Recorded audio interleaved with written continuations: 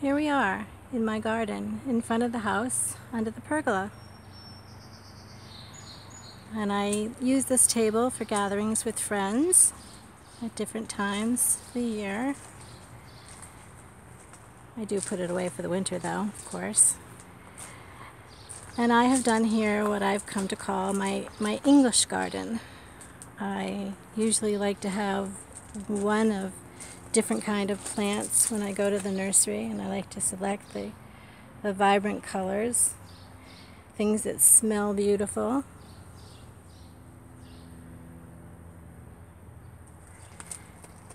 And I have a series of these paths that go out throughout the garden. They just kind of wind around and meander here and there, and there's oftentimes a seat nearby.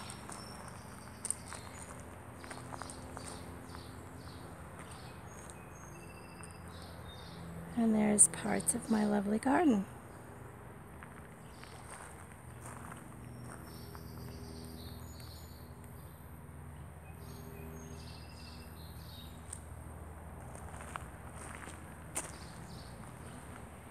We are now approaching Castleland, which my spiritual husband helped me make. He tack welded all these cans together. I like to make something out of nothing and recycle everything I have.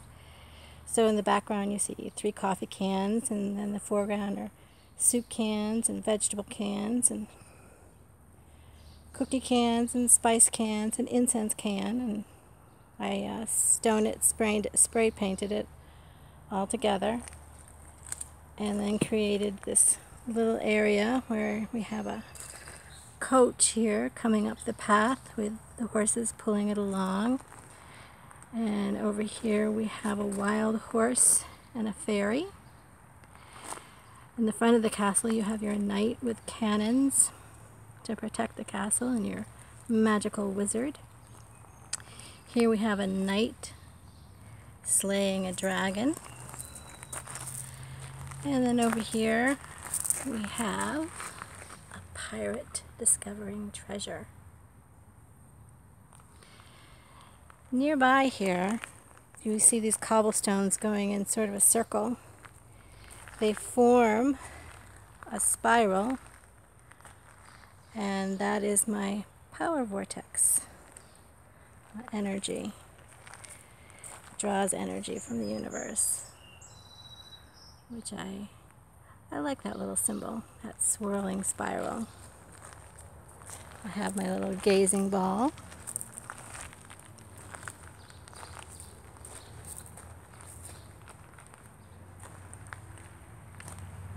Here we have little potted geraniums. And we're heading now up to Fairyland. Here is our entrance to Fairyland with a little gnome visiting us along the way.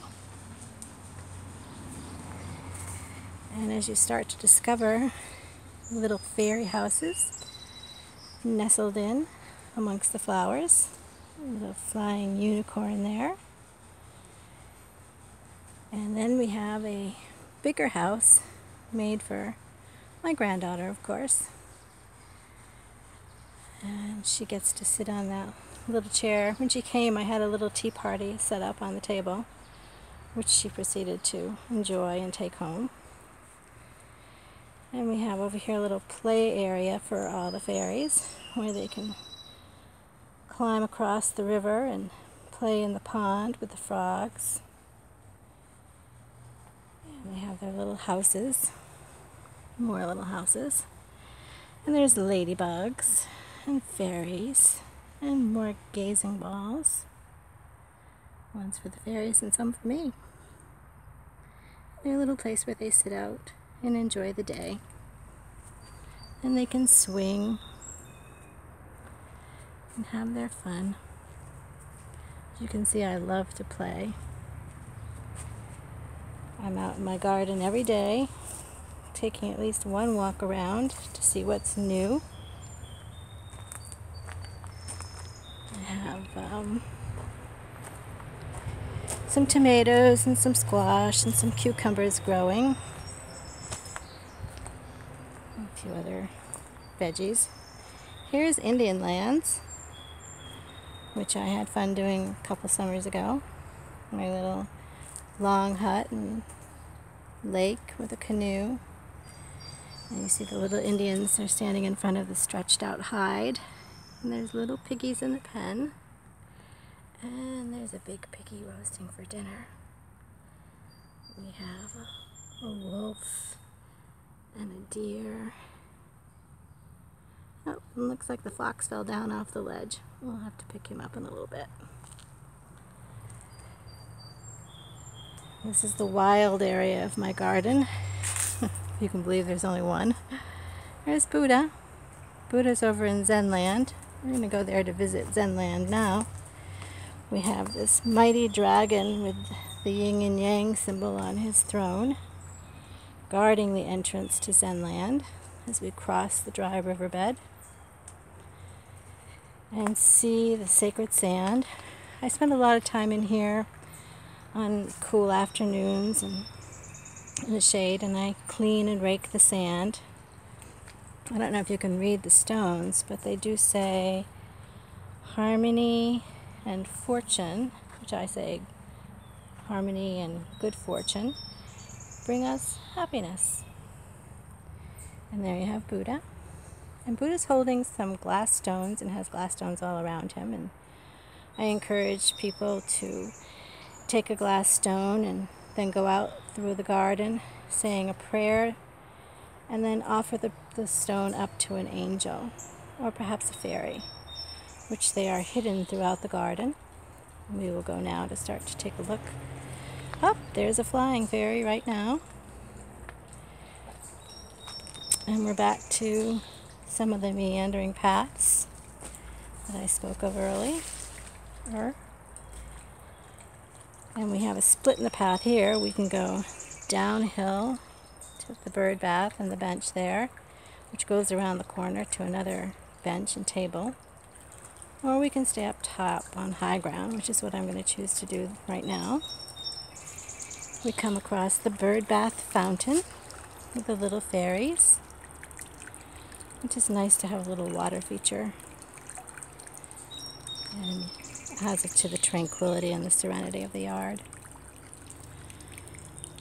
Queen Anne's lace here, I found it up the street in the field and brought back some seeds one fall. This is now about 5 years, 6 years, 7 years later maybe. I'm finally getting some Queen Anne's lace. And they're just beautiful this year. Then I come up to what used to be my koi fish pond. And here is, I want you to meet Adela. She's a Greek beauty. And it used to be that the water was pumped back over her head as if she was taking a shower, and it fell into what's these now rocks. Was a little pond. Here in front I've done a little Buddha with a bonsai tree sculpture. Draw your attention to that. And then from here, the pond used to go down this pathway, which used to be the river. And you can see the pathway continues down the hill back to the front yard under 3 arches. I don't know if you can make those out very good, but I have wisteria bending around to form these arches, and that's very lovely, fun to walk through. But if we continue downwards, we end up down the river to another patio, which is the other access to that path earlier I just spoke of, down here to this bench and table. And this used to be the bottom pond, 17 feet long and 6 feet wide. We have another gazing ball and a secret little angel hidden in the branches there below. And we head back towards the front of the house and we see the Om sculpture that my spiritual husband made for me. It's 3-dimensional. It's quite beautiful. I was quite amazed when he came out with it. And we'll go back up this path to where the arches are again. We have a nice outside deck, and we have a screened-in porch up the hill there. So something for every season. Lovely birch tree on the property. Kind of a sculpture all by itself. And here we are back at the pergola and the table where we started. The front of the house. And we have a little pathway here that brings us to these lovely bushes here. These hydrangeas are called strawberry vanilla.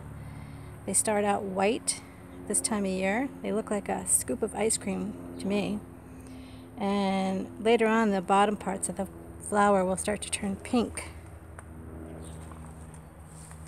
And these blossoms last all through the fall, and they're just gorgeous. Here we have the American Beautyberry, which, when you can see the berries are starting to form now, and when those leaves drop off, what we're left with are these bright, brilliant purple berries. Just magnificent. I saw this, fell in love with it, and had to go hunt for one. Luckily, I have a girlfriend that's not only a master gardener, but she's also a florist, or works at a nursery, so I get to get help from her whenever I need it. Here's a sculpture I did after my return from San Francisco last March. I got the driftwood and the little seed pods out there in San Francisco.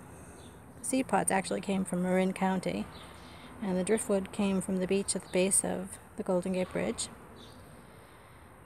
Brought those home, spray painted the seed pods purple, of course, and then added some of my own bamboo and wisteria branches, and came up with this little creation. Of course, those are dried hydrangeas in the middle, clustered up, with a little bit of beach glass thrown in for the Cape Cod effect.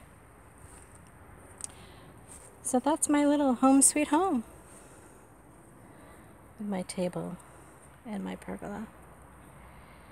Thank you for joining me. Peace and bliss, everyone. Have a nice day.